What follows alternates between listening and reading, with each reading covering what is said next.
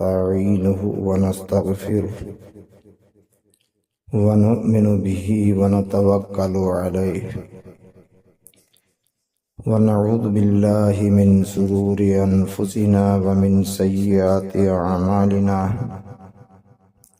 من يهده الله فلا مضل له ومن يضلله فلا هادي له وأشهد أن لا إله إلا الله وحده لا شريك له وأشهد أن محمدا عبده ورسوله أرسله بالحق بشيرا ونذيرا وداعيا إلى الله بإذنه وسراجا منيرا أما بعد فإن خير الحديث كتاب الله وخير الهدي هدي محمد صلى الله عليه وسلم وشر الأمور محدثاتها وكل محدثة بدعة وكل بدعة ضلالة وكل ضلالة في النار. أعوذ بالله السميع العليم من الشيطان الرجيم. بسم الله الرحمن الرحيم. يا أيها الناس اتقوا ربكم الذي خلقكم من نفس واحدة وخلق منها زوجها وبث منهما رجالا كثيرا ونساء واتقوا الله الذي تساءلون به والأرحام إن الله كان عليكم رقيبا. يا أيها الذين آمنوا اتقوا الله حق تقاته ولا تموتن إلا وأنتم مسلمون. يا أيها الذين آمنوا اتقوا الله وقولوا قولا سديدا يصلح لكم أعمالكم ويغفر لكم ذنوبكم ومن يطع الله ورسوله فقد فاز فوزا عظيما. وقال الله تعالى في موضع آخر. بسم الله الرحمن الرحيم. قل هو الله أحد الله الصمد لم يلد ولم يولد ولم يكن له كفوا أحد. وقال تعالى في مقام آخر. بسم الله الرحمن الرحيم. إن الدين عند الله الإسلام. وقال النبي صلى الله عليه وسلم بني الإسلام على 5 شهادة أشهد أن لا إله إلا الله وأن محمد رسول الله وإقام الصلاة وإيتاء الزكاة والحج وصوم رمضان. اللهم صل على محمد وعلى آل محمد كما صليت على إبراهيم وعلى آل إبراهيم إنك حميد مجيد. اللهم بارك على محمد وعلى آل محمد كما باركت على إبراهيم وعلى آل إبراهيم إنك حميد مجيد. رب اشرح لي صدري ويسر لي أمري واحلل عقدة من لساني يفقهوا قولي. رب زدني علما. اللهم رب زدني علما.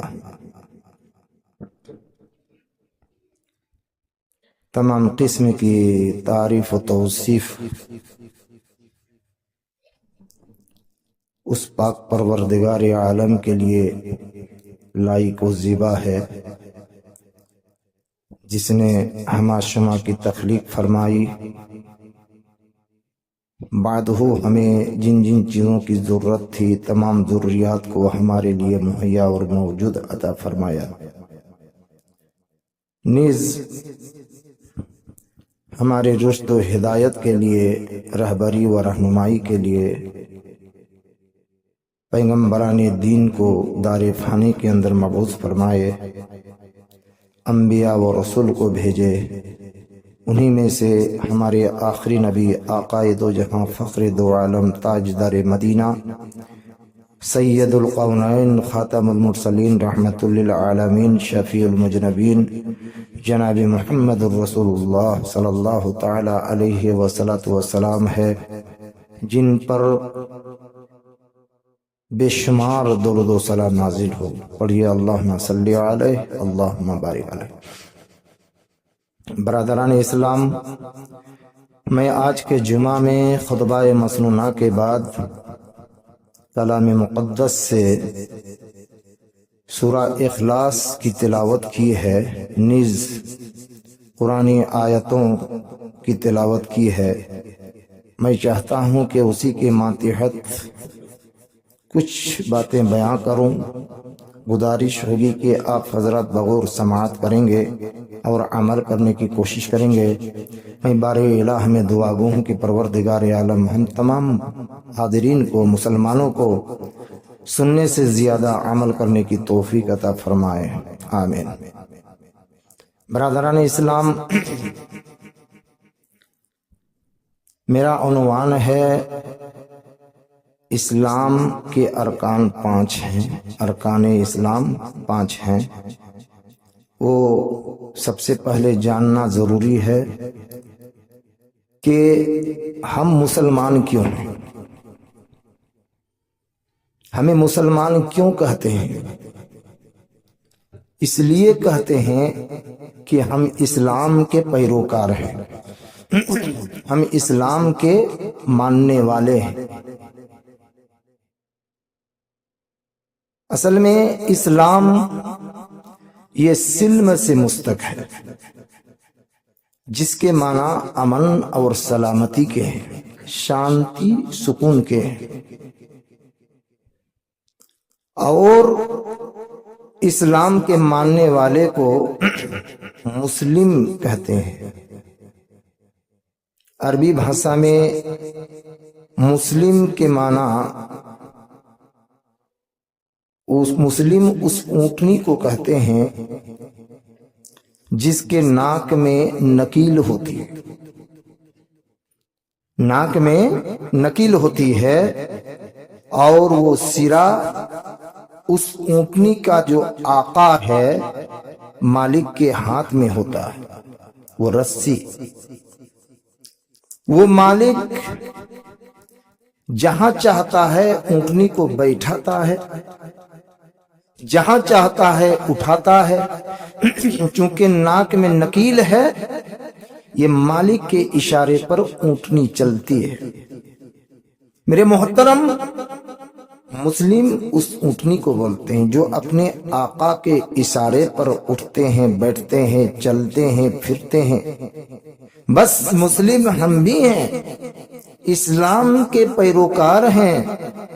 اسی اونٹنی کے مانند ہمارے ناک میں نکیل ہے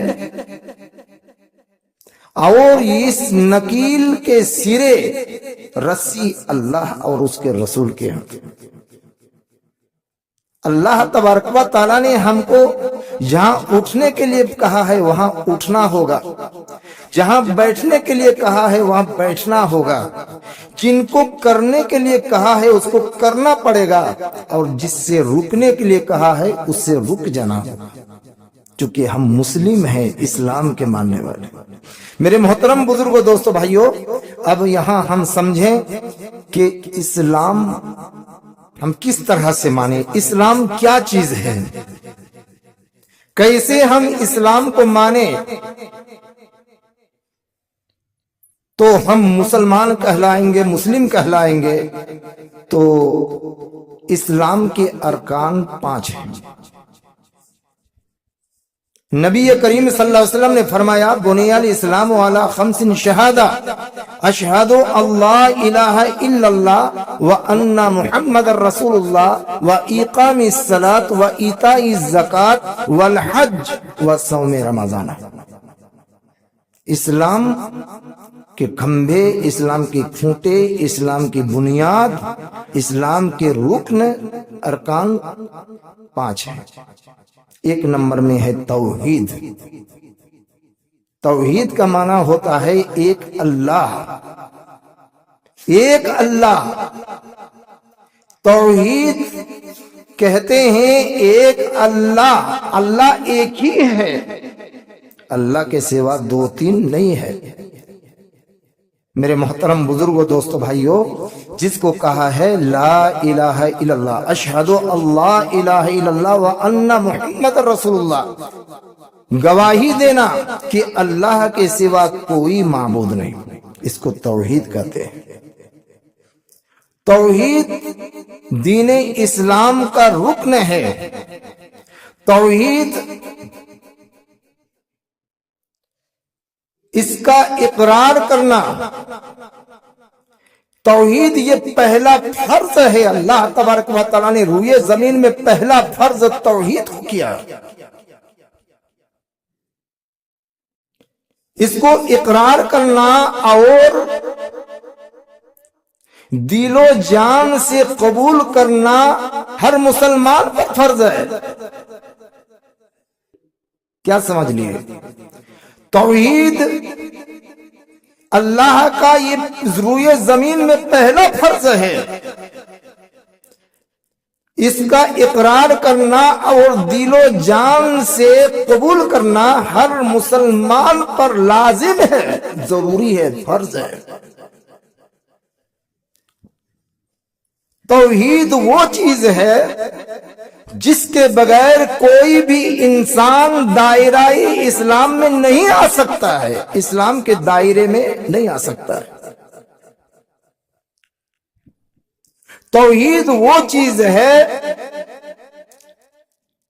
جس کے لیے اللہ تبارک و تعالیٰ نے اپنے برگزیدہ اور نیک بندوں کو، نبیوں اور رسولوں کو دنیا کے اندر بھیجا، تاکہ جو غیر اللہ کی پرستش کرتے ہیں، جو شرک کرتے ہیں، غیر معبودان باطل کے سامنے جھکتے ہیں، اس کو سمجھا کر ایک اللہ کی عبادت کی طرف لانا،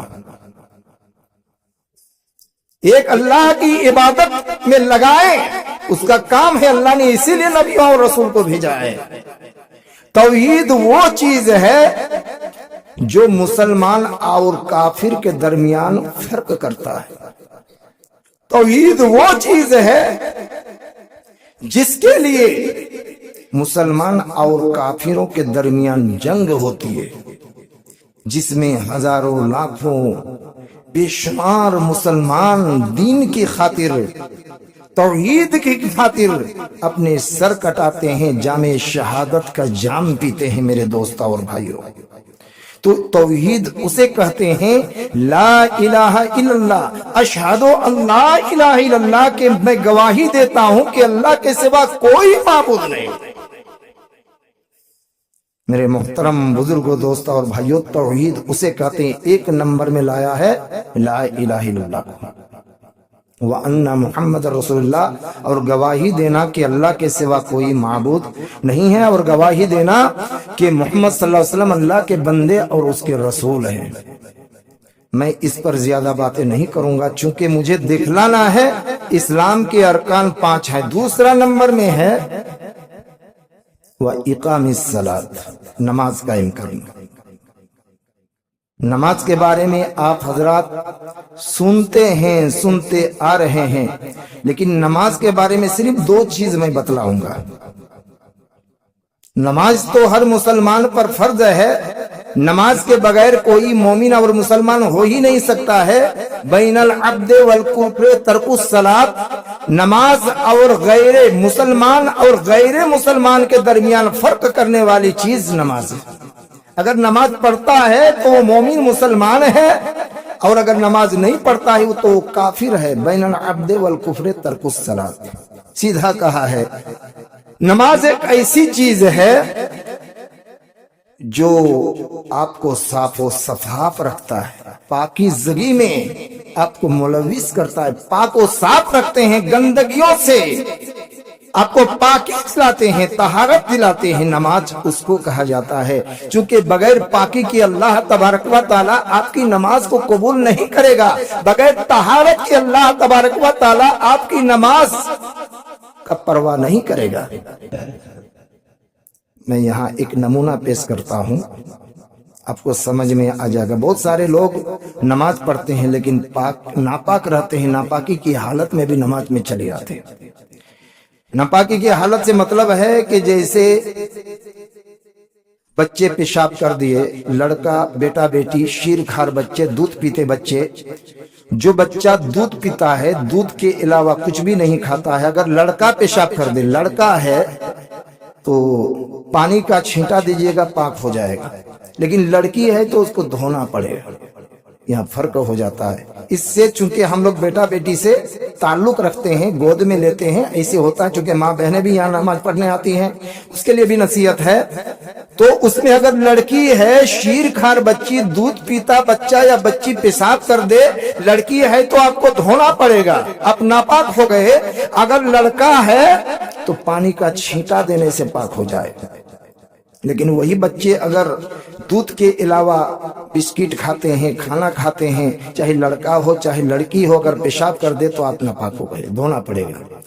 उसी तरह मेरे मोहतरम, आप पेशाब में जाते हैं तो बहुत सारे लोग पेशाब में जाने के बाद पेशाब का छींटा लग जाता है, हल्का फुल्का छींटा लगता है, वो परवाह नहीं करते कि छोटा सा छींटा लगा है। माँ बहनें भी पेशाब करती हैं, छींटे लग जाते हैं कपड़े में, पैर को नहीं धोते हैं, नमाज पढ़ना शुरू कर देते हैं। सुनिए, अल्लाह के नबी जनाब मोहम्मद रसूलुल्लाह सल्लल्लाहु अलैहि वसल्लम एक मर्तबा सफर में जा रहे थे, सहाबाए किराम भी मौजूद थे। तो अचानक अल्लाह के नबी सल्लल्लाहु अलैहि वसल्लम एक कब्रिस्तान पर पहुंचे, दो कब्र थे। अल्लाह के नबी ने खजूर की एक डाली को तोड़ा और तोड़ने के बाद उस डाली को बीच में चीर दिया और एक चीरा एक कब्र में गाड़ दिया और एक चीरा खजूर के टहनी को दूसरे कब्र में गाड़ दिया। सहाबाए किराम रिजवानुल्लाह अलैहिम अजमईन ने पूछा कि या रसूल अल्लाह, हमको समझ में नहीं आया आपने इस तरह क्यों की?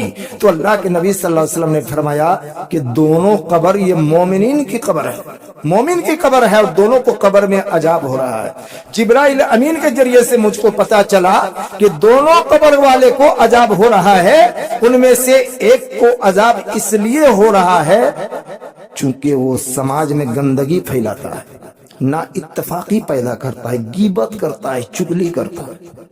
सुभान अल्लाह, गौर कीजिएगा, जिसको हम हल्के में लेते हैं, यहाँ की बात वहां, वहां की बात यहाँ, इस तरह से हम करते हैं, ये गीबत है। देखिए कब्र में अजाब हो रहा है, फरमाया कि एक कब्र वाले हैं जो गीबत करने वाले हैं, चुगली करने वाले हैं, उसको अजाब हो रहा है। दूसरा कब्र वाला है जिसकी कब्र में मैंने कुछ खजूर की टहनी को गाड़ा, तो ये अपने पेशाब से नहीं बचते थे, पेशाब से एहतियात नहीं करते थे, पेशाब का छींटा बदन में लगता था, कपड़े में लगता था और उसी हालत में वो नमाज भी पढ़ते थे। मेरे मोहतरम बुजुर्गों, दोस्तों और भाइयों, जिसकी वजह से इसकी कब्र में अजाब हो रहा है, जिसकी वजह से इसकी कब्र में सजा हो रही है, अल्लाह के नबी सल्लल्लाहु अलैहि वसल्लम ने फरमाया कि मैंने खजूर की टहनी को इसलिए गाड़ा ताकि इससे कब्र के अजाब में सहल और आसानी हो। पता ये चला मेरे मोहतरम बुजुर्गों, दोस्तों, भाइयों, कि नमाज में अल्लाह तबारक व तआला ने पाकीज़गी रखा है, तहारत रखा है, साफो सफाफ रखा है, मैले कुचेले गंदी चीजों को नहीं रखा। ये फायदा है नमाज में। दूसरा फायदा ये है कि अल्लाह तबारक व तआला नमाज के जरिए से आपके जाहिरी और बातिनी तमाम गुनाहों को माफ कर देता। उसकी दलील है, अल्लाह के नबी सल्लल्लाहु अलैहि वसल्लम ने फरमाया कि आरायतुम लौ अन्ना नहारन बेबाब अहदुकुम हत्ता यक्तसिलु फीहि कुल्ला यौमिन खमसन हल युक्ता मिन दरानिहि शैउन कालू ला युक्ता मिन दरानिहि शैउन काला फज़ालिका मिस्लु सलावाति यमहुल्लाहु मिनल खताया। अल्लाह के नबी जनाब मोहम्मद रसूलुल्लाह सल्लल्लाहु अलैहि वसल्लम ने सहाबाए किराम से पूछा, सहाबाए किराम के महफिल में है, बोला कि ए मेरे साथियों, देखो, क्या तुम देखते हो तुम में से किसी के घर के दरवाजा के बगल में एक नहर बहता हो, झरना बहता हो और वो उस नहर में 24 घंटा में दिन में 5 मरतबा नहाए, एक दिन में 5 मरतबा नहाए, तो क्या उसके बदन पर कोई मैला बाकी रहेगा? कोई गंदगी बाकी रहेगी? कोई नापाकी रहेगी? तो सहाबाए किराम ने फरमाया कालू ला युक्ता मिन दरानी शैउन, या रसूल अल्लाह, जो बंदा दिन में 5 मरतबा नहाए तो उसके बदन पर कोई मैला कुचेला और गंदगी बाकी नहीं रहेगी। अल्लाह के नबी सल्लल्लाहु अलैहि वसल्लम ने फरमाया काला फज़ालिका मिस्लु सलावाति यमहुल्लाहु मिनल खताया, उसी तरह ये 5 वक्त की नमाज है जो दिन में 5 मरतबा पढ़े, जो जिस तरह 5 बार नहाने से उसके बदन पर कोई गंदगी बाकी नहीं रहती है, उसी तरह 5 मरतबा पंजगाना नमाज पढ़ने से उसके बदन पर कोई गुनाह और गंदगी बाकी नहीं रहती। मेरे मोहतरम बुजुर्गों, दोस्तों और भाइयों, नमाज में ये फायदा है कि अल्लाह तबारक व तआला इस नमाज के जरिए से आपके गुनाहों को, आपके खताओं को, आपके लग्जिशों को दरगुजर कर देता है, मगफिरत कर देता है, माफ कर देता है। इसलिए कि नमाज हरगिज ना छोड़े, नमाज को तर्क ना करें। अल्लाह के नबी सल्लल्लाहु अलैहि वसल्लम कितना बेहतरीन मिसाल देकर समझाया मेरे मोहतरम। फिर भी अगर आपके समझ में नहीं आता है, फिर भी आपके समझ में नहीं आता है कि हमको नमाज पढ़ना ही नहीं है, चाहे गोतनों आप नसीहत कर दीजिए हमको, ऐसे भी लोग हैं, चाहे हम गोतनों जलसा सुन लें, दिन रात बचकर सुने, अगर नमाज ना पढ़ें तो ये आपका मसला है। आपका ताल्लुक माशाअल्लाह उलमाए किराम से है, दोस्तों से है, अहबाब से है, नमाजी लोगों से है। कल क़यामत के दिन आपकी पेशी होगी, हिसाब किताब होगा, जन्नती जन्नत में चले जाएंगे, जहन्नमी जहन्नम में चले जाएंगे। लेकिन जन्नती जहन्नमियों से पूछेगा, देखेगा कि वाह ये तो हमारे सरदार साहब हैं, माशाअल्लाह इसका तो ताल्लुक बहुत अच्छा था इससे, ये तो उलमाए किराम से ताल्लुक रखा करता था, माशाअल्लाह ये नमाज भी पढ़ते थे, माशाअल्लाह ये अच्छे अच्छे लोगों से उठते बैठते थे, माशाअल्लाह इसकी इज्जत तौक़ीर हुआ करती थी, माशाअल्लाह इसके बगैर महफिल नहीं सजती थी, माशाअल्लाह इसके बगैर कोई फैसला नहीं हुआ करता था। अल्लाह तबारक व तआला के यहाँ जन्नती जन्नत में चले जाएंगे और जहन्नमी जहन्नम में चले जाएंगे, तो जन्नती ऐसे लोगों से पूछेगा मा सलककुम फी सकर, भाई मेरे क्या चीज है, तुम कैसे जहन्नम चला गया, मा सलककुम फी सकर। अरे माशाअल्लाह तुम तो अच्छा आदमी था, तुमको बड़ी कुर्सी मिला करती थी, तुम्हारे बगैर समाज में कोई फैसला नहीं हुआ करता था, तुम तो अदल करने वाला था, तुम तो इंसाफ करने वाला था, तुम तो विचार करने वाला था, तुम्हारी बड़ी इज्जत और तौकीर हुआ करती थी, तुम पे कैसे जहन्नम में चला गया। तो क्या जवाब देगा जानते हैं, लम नकु मिनल मुसल्लीन। ठीक है भाई, मैं तो सब करता था लेकिन नमाज नहीं पढ़ता था। आ गई ना बात।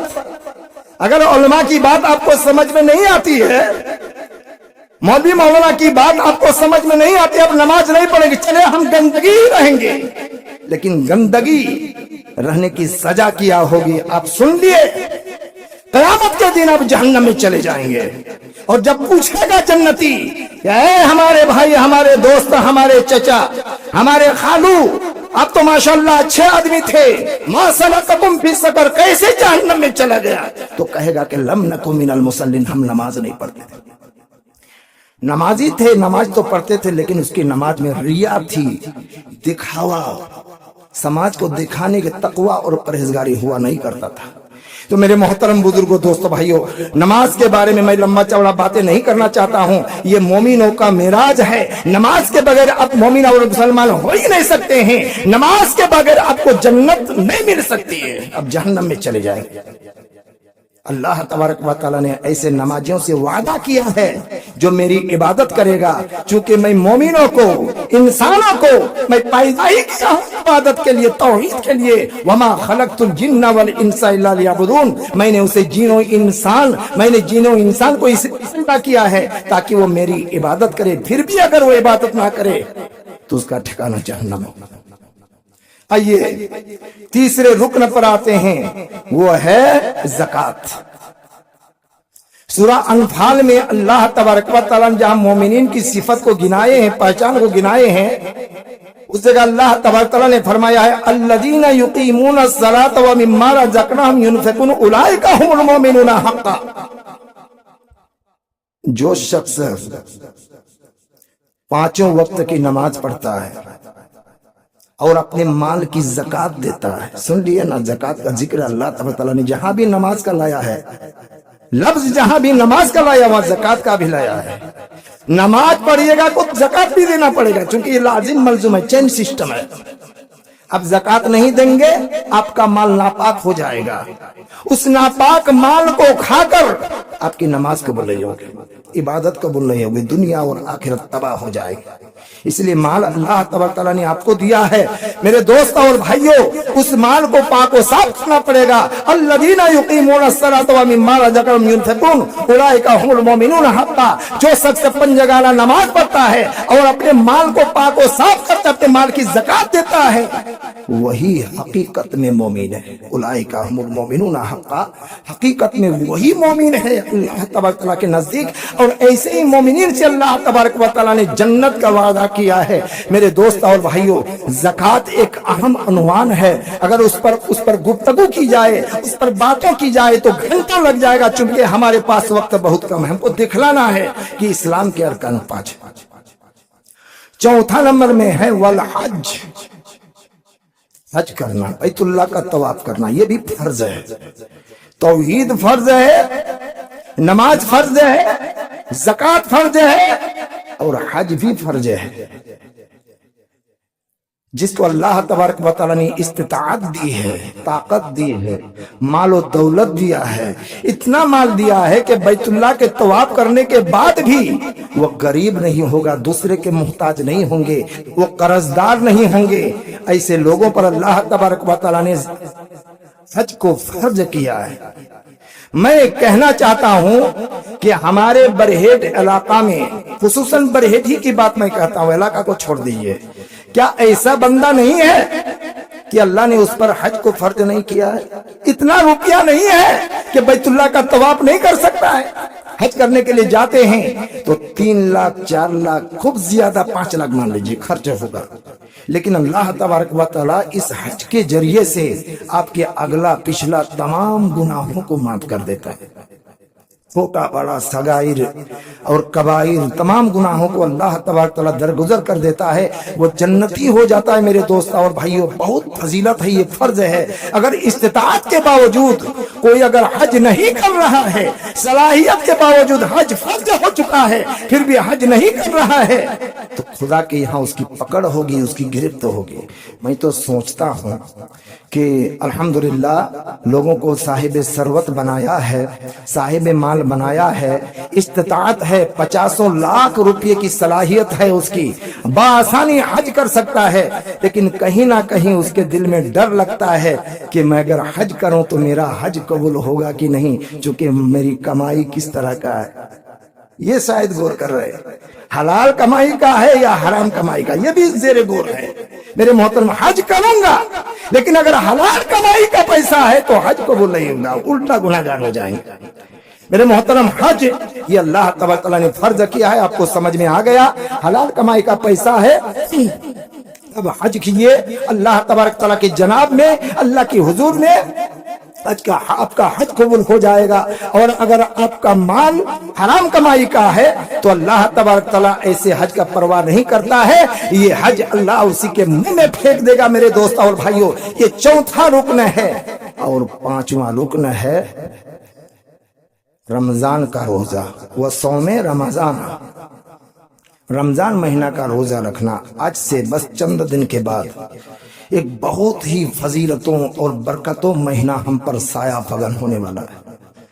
سبحان اللہ، بڑی فضیلت کا مہینہ ہے، اتنا زبردست مہینہ ہے کہ نبی کریم صلی اللہ علیہ وسلم کی ایک حدیث میں سنا دیتا ہوں۔ نبی کریم صلی اللہ علیہ وسلم نے فرمایا کہ اے لوگو، تم پر ایک بڑے مرتبے کا مہینہ سایہ فگن، یہ بہت متبرک مہینہ ہے۔ اس مہینہ میں ایک رات ایسی ہے جو 1000 راتوں سے بڑھ کر ہے۔ اس مہینہ میں اللہ تبارک و تعالیٰ نے قیام اللیل یعنی تراویح کی نماز کو نفل بتلایا ہے اور روزہ کو فرض کیا ہے۔ تو اس مہینہ میں جو شخص نفلی عبادت کے ذریعے سے اللہ کے تقرب کو حاصل کرنا چاہے، اللہ کے خوشنودی کو حاصل کرنا چاہے، تو دوسرے مہینے کے فرض کے برابر ثواب ملتا ہے، اور جو اس مہینے میں ایک فرض کو ادا کرتا ہے دوسرے مہینے کے 70 فرض کے برابر اس کو ثواب ملتا ہے۔ یہ مہینہ ضبط نفس کا مہینہ ہے اور صبر کا بدلہ جنت ہے۔ یہ مہینہ اخوت، بھائی چاری اور ہمدردی کا مہینہ ہے، جس میں مسلمانوں کی روزیاں بڑھا دی جاتی ہے۔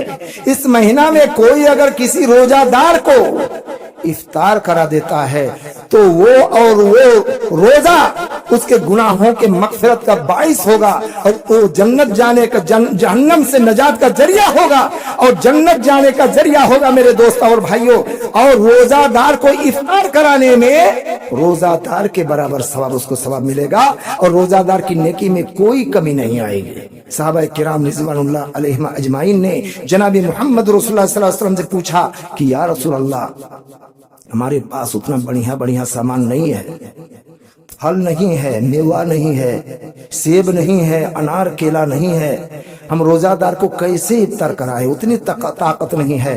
اللہ کے نبی صلی اللہ علیہ وسلم نے فرمایا کہ اے میرے ساتھیوں، کوئی اگر کسی روزہ دار کو ایک گھونٹ دودھ کے ذریعے سے افطار کرائے گا اس کو بھی اللہ اتنا ثواب عنایت کرے گا۔ کوئی ایک کھجور کے ذریعے سے افطار کرائے گا اس کو بھی اللہ روزہ دار کے برابر ثواب دے گا۔ کوئی اگر ایک گھونٹ پانی کے ذریعے سے افطار کرائے گا اللہ بھی اس کو روزہ دار کے برابر ثواب دے گا۔ اور جو کسی روزہ دار کو پیٹ بھر کے آسودہ کر کے کھلائے گا قیامت کے دن اللہ تبارک و تعالی اس کو میرے حوض کوثر سے سیراب کرے گا، یہاں تک کہ سے کبھی پیاس نہیں لگے گی، یہاں تک کہ وہ جنت میں داخل ہو جائے گا۔ میرے دوست اور بھائیوں، اتنا متبرک مہینہ ہم پر سایہ فگن ہونے والا ہے۔ اس مہینہ میں اللہ تبارک و تعالی جنت کے دروازے کو کھول دیتا ہے، جہنم کے دروازے کو بند کر دیتا ہے، سبحان اللہ۔ اور اس مہینے میں اللہ تبارک و تعالی شیاطین کو زنجیر سے قید کر دیتا ہے، باندھ دیتا ہے۔ اس مہینہ کے روزہ کو اللہ تبارک تعالی نے فرض کیا ہے، یا ایھا الذین آمنوا کتب علیکم الصیام کما کتب علی الذین من قبلکم لعلکم تتقون۔ اللہ تبارک تعالی نے فرمایا کہ اے مومنو، اے لوگو، تم پر روزہ ویسے ہی فرض کیا گیا ہے جس طرح تم سے پہلے اور لوگوں پر فرض کیا گیا تھا، تاکہ تم متقی اور پرہیزگار بن جاؤ۔ میرے محترم بزرگوں، دوستو، بھائیو، شریعت میں صرف دو خوشی ہے، ایک عید الفطر ہے اور ایک عید الاضحیٰ ہے، لیکن افسوس ہے ہمارے سماج پر غور کیا جائے تو دو عید ہی میں ہم کو خوشی منانے کا ہے۔ آپ اچھا پہنیے، اچھا پہنائیے، اچھا کھائیے، غریبوں کو کھلائیے، محتاجوں کو کھلائیے، پڑوسیوں کی مدد کریے، ہمدردی جتائیے، یہ خوشیاں ہیں۔ لیکن اور ایک خوشی آ گئی، اور بہت بڑی خوشی ہے۔ ارے عید میں اللہ کے نبی صلی اللہ علیہ وسلم نے فرمایا کہ تم اپنے رشتہ داروں سے ملو۔ عورتوں سے کہا ہے کہ جاؤ اپنے میکے میں، اپنی نانی سے، دادی سے، نانا سے، دادا سے جا کر ملے، رشتہ داروں سے ملو، بانٹو، کپڑے دو، خود پہنو۔ لیکن ابھی اس عید میں عورتیں بھی اپنے تہوار میں نہیں آتی ہے۔ دیکھیے، وہ بہانہ کر دیتے ہیں کہ ابو جان ہم جلسہ میں جائیں گے۔ تیسری خوشی ہمارے سماج میں ایک جلسہ ہو گیا ہے، سبحان اللہ۔ اور دونوں عیدین، دو عید سے بھی زیادہ بڑی خوشی اس کو منا رہے ہیں۔ لیکن شریعت میں اگر تیسری خوشی آپ منا رہے ہیں تو یہ بدعت ہے میرے دوستو، اس کو بہت بڑی خوشیاں منا رہے ہیں، وافر مقدار میں لوگ اپنے مال کو لٹا رہے ہیں میرے دوستوں اور بھائیوں، میرے محترم بزرگوں، دوستوں اور بھائیوں۔ اور نہ صرف عید میں کپڑے لیتے ہیں بلکہ اس سے قیمتی چیز جلسے میں لیتے ہیں۔ اپنے بیگم کو خوش کرنے کے لیے اس جلسے میں لوگ صاحب گنج، پاکوڑ، دھلیان اور نہ جانے کلکتہ تک چلے جاتے ہیں کہ جلسہ میں پہنائیں گے۔ یہ جلسہ کی خوشی اس طرح کہاں سے آ گئی؟ شریعت میں تو اس طرح ہے ہی نہیں۔ جلسہ اپنی جگہ پر مستحکم ہے، جس میں نہ صرف خوشیاں ہیں میرے دوستوں بلکہ وافر مقدار میں برائیاں بھی ہوتی ہیں۔ एक भी नौजवान या लड़कियां जलसे गाह में बैठकर जलसा को नहीं सुनती है। वो दुकानों में, भीड़ भड़कों में, चौक चौराहे में बुर्के पहनकर अच्छे अच्छे कपड़े से मुज़य्यन होकर बाजारों में तहरीक चलाते हैं, बाजारों का सफर करती हैं, रोड रास्ते पर चलते फिरते हैं। मेरे मोहतरम, जलसा अपनी जगह पर मुस्तहकम है। जो जलसा कमेटी है अल्हम्दुलिल्लाह उसका बड़ा नेक ख्याल है। जलसा दावत और तबलीग का काम होता है। बड़े बड़े उलमाए किराम को मंगाते हैं, बुलवाते हैं और दीन की बातें कहलवाते हैं ताकि आपका ईमान मजबूत हो।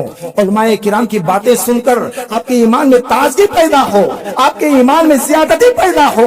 आप उलमाए किराम की बातों को सुनकर जहन्नम से डरें और जन्नत जाने का हिस्सा करें। इसलिए उलमाए किराम को बुलाते हैं कि आप आइए, आकर सुनिए कुरान और हदीस की बातें। अपनी जगह पर मुस्तहकम है तो गलती किस जगह पर है, जरा इस पर गौर किया जाए। जलसा अपनी जगह पर अगर मुस्तहकम है तो गलती कहां लिखी हो रही है। इसमें हमको लगता है सबसे बड़ी गलती जिम्मेदार को, बाप को है, भाई को है। वो अपनी बेगम को, बीवी को छोड़ दिए, बेटी को छोड़ दिए, बहन को छोड़ दिए, अच्छे अच्छे कपड़े पहना कर घर से निकाल देते हैं। कहीं खुदा ना खास्ता अगर अल्लाह तबारक तआला के यहाँ गिरफ्त होगी तो क्योंकि आप राई हैं, आप जिम्मेदार हैं, आपसे ही पूछा जाएगा। इसलिए मेरे मोहतरम, जलसा को कसूरवार न ठहराएं। ये जो बुराई हो रही है, अय्याशी हो रही है, बेपर्दगी हो रही है, बुरके के अंदर घुसकर लड़कियां बुराइयां करती हैं, तो इसके जिम्मेदार उसका बाप है, गार्जियन है। मैं तमाम गार्जियनों से गुजारिश करता हूं कि आप अपने घर के जिम्मेदार हैं, जिम्मेदारी लें और सही तरह से जिम्मेदारी निभाएं। अपने बहू बेटी की, बीवी की, बहन की और तमाम रिश्तेदारों की खबर लें। इस तरह की बुराई इंशाअल्लाह नहीं होगी। मैं बारे इलाह में दुआ गो हूं कि परवरदिगार आलम हम जुमला मुसलमानों को इस्लाम के जो 5 अरकान हैं मौला, इस फराइज को सही ढंग से अदा कर सकें तो उसकी तौफीक अता फरमा। परवरदिगार आलम हम जुमला मुसलमानों की जितने भी जिम्मेदार हैं मौला, सही ढंग से जिम्मेदारी को निभा सके तो उसकी तौफीक अता फरमा। अक़ूलु क़ौली हाज़ा अस्तग़फिरुल्लाह ली